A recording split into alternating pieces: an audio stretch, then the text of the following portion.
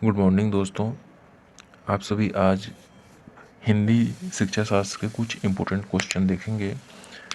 कह रहा है कि पाठ में दिए गए चित्रों का उद्देश्य क्या होता है।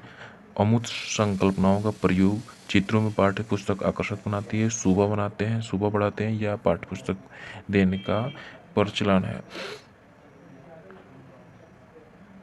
तो एक आपका हो जाएगा, क्योंकि चित्र अमूर्त संकल्पनाओं को समझने में सहायता होता है। पाठ में दिए गए चित्रों का उद्देश्य यही होता है।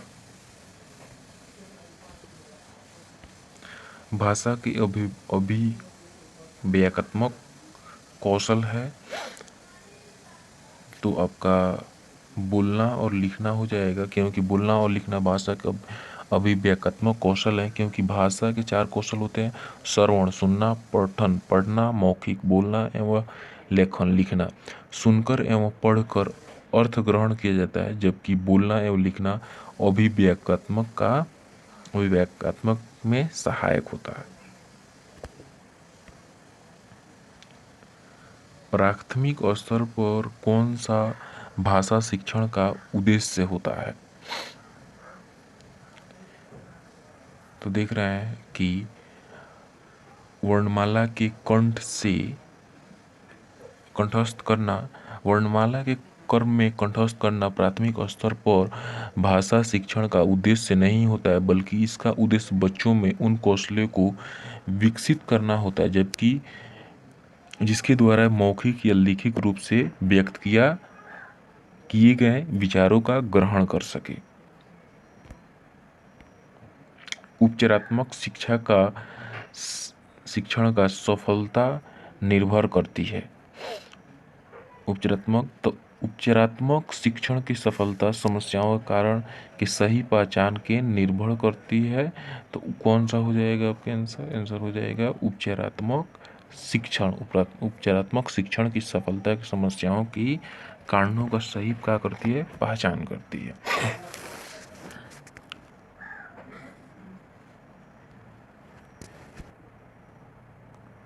भाषा कौशल के संदर्भ में कौन सा कथन उचित है?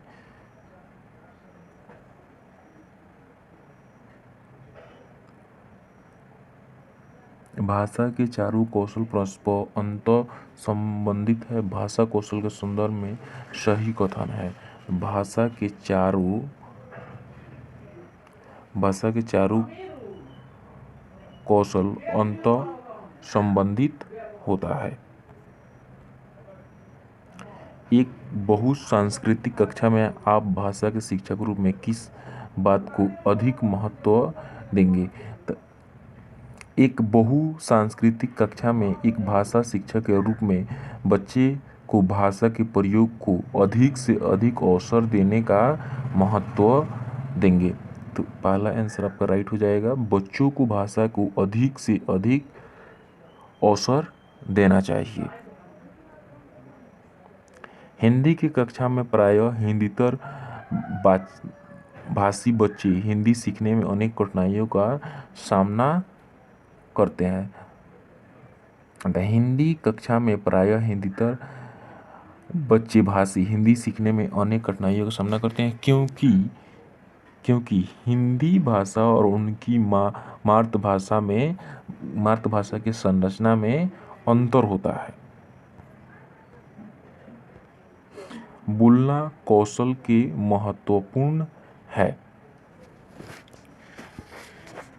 तो हो जाएगा, संदर्भ एवं स्थिति के अनुसार कहा जाता है कि संदर्भ एक स्थिति के अनुसार अपनी बात को कहना बोलना कौशल में महत्वपूर्ण है, क्योंकि इसके अभाव में बोलने की उद्देश्य की पूर्ति नहीं हो सकती है। एक समावेशी कक्षा में कौन सा भाषा शिक्षण के सिद्धांत के प्रतिकूल है?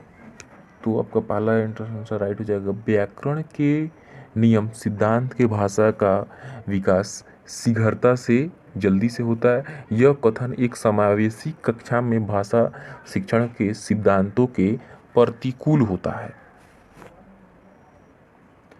कहानी सुनाने से कहानी सुनाने से बच्चों की कल्पना शक्ति व चिंतन शक्ति का विकास होता है।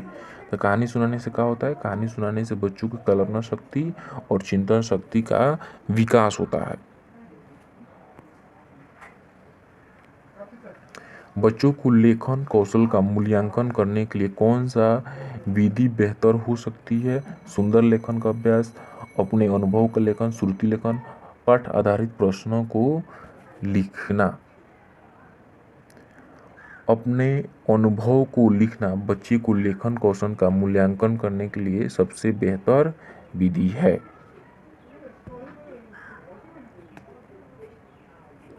तो कौन सा हो जाएगा? अनुभव। अनुभव यानी दो वाला। एक भाषा शिक्षक के रूप में सबसे बड़ी चुनौती क्या है?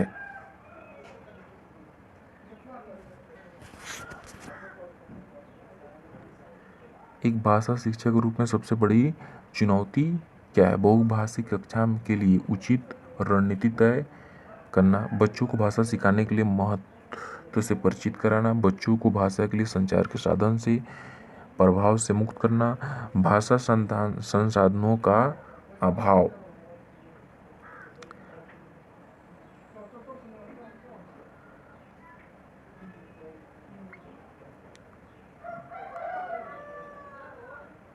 दो राइट हो जाएगा ये। बच्चों को भाषा सीखने के बहुभाषिक शिक्षा के लिए उचित रणनीति सबसे बड़ी चुनौती होती है। भाषा शिक्षण में पाठ्य पुस्तक है अनावश्यक है, एक मात्र संसाधन है, साध्य संसाधन है। संसाधन है। भाषा शिक्षण में पाठ्य पुस्तक साधन है। गृह कार्य में कौन से कथन उचित है? गृह कार्य अति आवश्यक है। गृह कार्य अभिभावकों को व्यस्त रखने का उत्तम साधन है। बच्चों को क्षमताओं और स्तर के अनुसार गृह कार्य दिया जाना चाहिए। गृह कार्य की कक्षा का अभ्यास मात्र है। तो बच्चों को क्षमताओं के अनुसार स्तर के अनुसार गृह कार्य दिया जाना चाहिए, सही कथन है।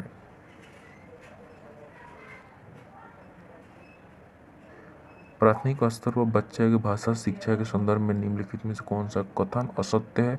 सुधार के नाम पर की जाने वाली टिप्पणियां व निरर्थक अभ्यास से बच्चों में रुचि उत्पन्न हो सकती है।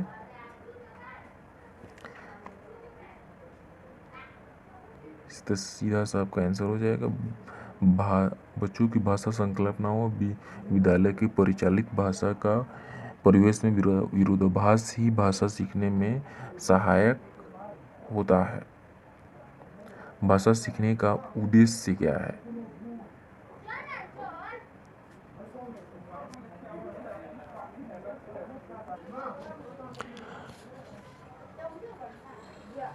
भाषा सीखने का उद्देश्य, चलो जाओ। भाषा सिखाने का उद्देश्य विभिन्न स्थितियों में भाषा को प्रभावी प्रयोग करना होता है। भाषा का विभिन्न परिस्थितियों में भाषा का प्रयोग करना होता है। भाषा एक शिक्षा के लिए सर्वाधिक महत्वपूर्ण है। बच्चों को भाषा प्रयोग के अवसर उपलब्ध कराना, भाषा की त्रुटियों के प्रति कठोर रवैया अपनाना, भाषा के पाठ्य पुस्तक, भाषा का आकलन।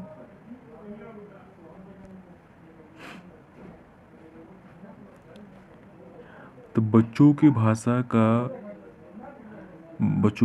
के शिक्षक के लिए बच्चों को भाषा प्रयोग को अवसर उपलब्ध कराना चाहिए, सर्वाधिक महत्वपूर्ण है, क्योंकि इसी के द्वारा विकास की भली भांति हो सकता है। तो बच्चों को भाषा प्रयोग के अवसर उपलब्ध कराना चाहिए।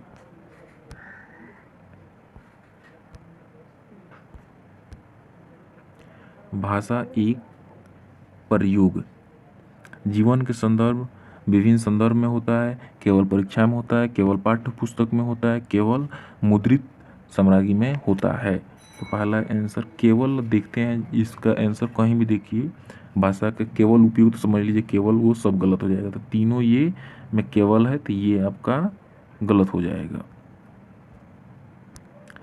इसका जीवन के विभिन्न संदर्भ में होता है। भाषा का प्रयोग जीवन के विभिन्न संदर्भ में होता है, चाहे वो पाठ्य सामग्री को आत्मसात करने में हो, अथवा किसी के साथ वार्तालाप करने में हो, या बात करने में हो, अथवा समाज के विभिन्न क्रियाकलापों में हो। भाषा समय में है, एक जटिल चुनौती है, एक विषय मात्र है, संप्रेषण का एक साधन है, एक नियमबद्ध व्यवस्था है। तो भाषा एक नियमबद्ध व्यवस्था है, जटिल चुनौती नहीं है, एक विषय मात्र तो भी नहीं है, लेकिन एक क्या हो जाएगा, एक नियमबद्ध व्यवस्था अवश्य है। भाषा कक्षा में एक शिक्षक बच्चे से क्या अपेक्षा करता है? बच्चे अपनी मातृभाषा का बिल्कुल प्रयोग न करें, बच्चे सवालों के बंदे बंधाए जवाब न दे, बच्चों सवालों के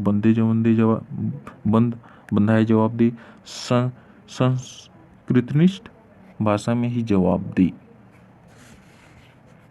तो भाषा की कक्षा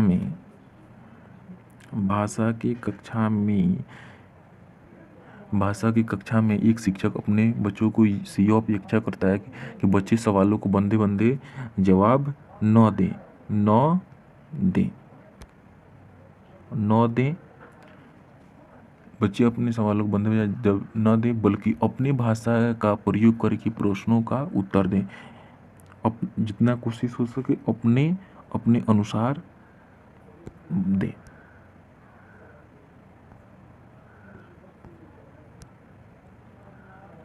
बच्चे अपने परिवेश से समय भाषा अर्जित करते हैं, इसका एक निहितार्थ है।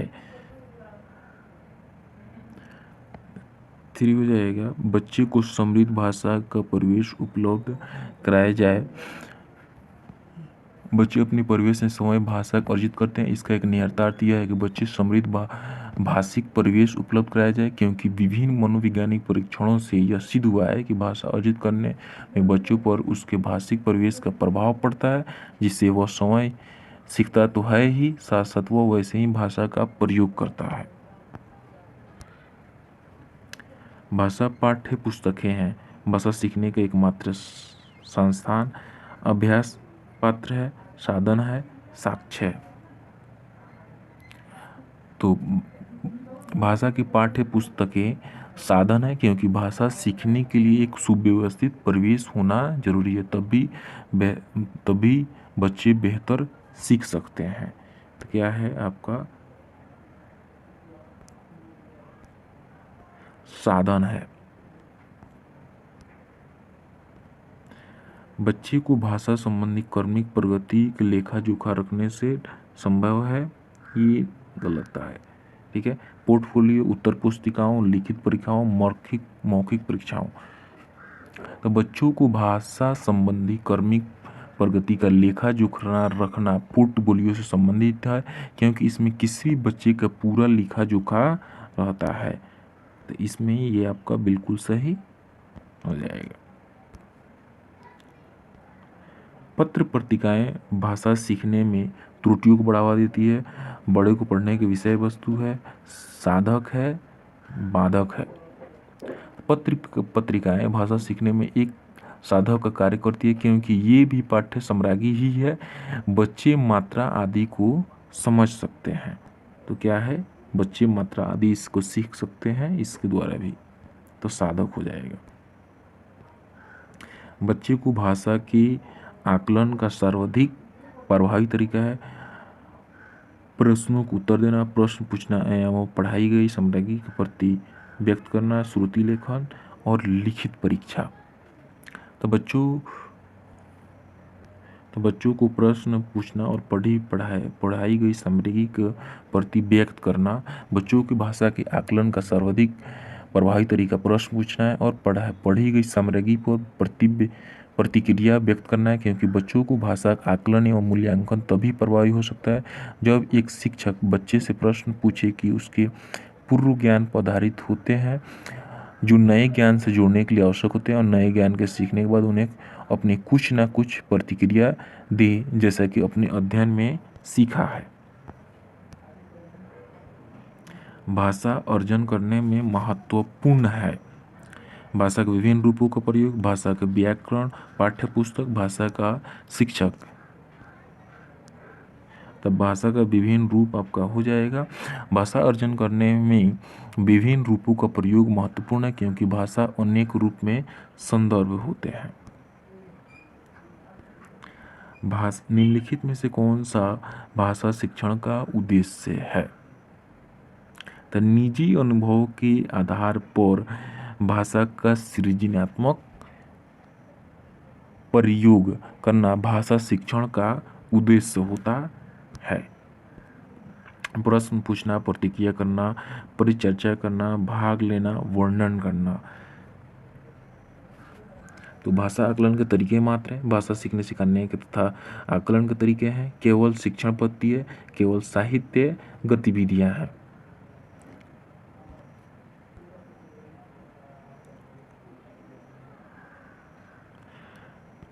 भाषा सीखने सिखाने तथा आकलन के तरीके: प्रश्न पूछना, प्रतिक्रिया व्यक्त करना, परीक्षा में भाग लेना तथा वर्णन करना। भाषा सीखने तथा सिखाने तथा आकलन करने के विभिन्न तरीके हैं।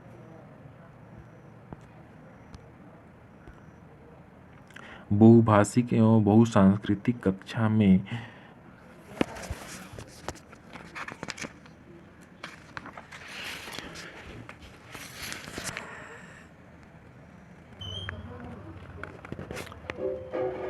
बहुभाषिक एवं सांस्कृतिक कक्षा में बच्चों को मातृभाषा का समुचित स्थान देना, मानक भाषा में परिचित कराना, बच्चों को केवल मानसिक भाषा के प्रयोग के लिए ही पुरस्कृत करना, बच्चों को मातृभाषा का सदैव प्रयोग करना, बच्चों को मातृभाषा का वर्जित करना।